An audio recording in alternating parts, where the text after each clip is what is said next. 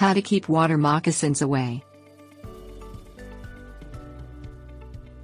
Water moccasins are poisonous snakes that can be found in and around bodies of water, particularly in areas with a warm climate.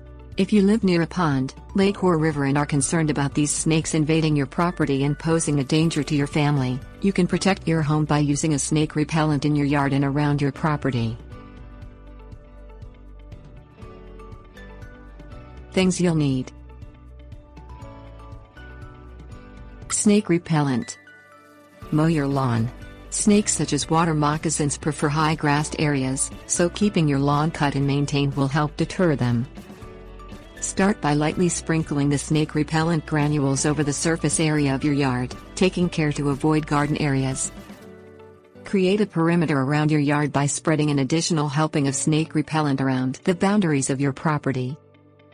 Repeat every 2 months, or when the smell of the snake repellent begins to fade. You may need to reapply after particularly heavy rains. Tips. Warnings. Snake repellents can be found at your local home improvement store. Do not apply snake repellent in gardens or near water supplies. If you find a water moccasin on your property, never attempt to catch or kill it on your own. Call a professional pest control service immediately.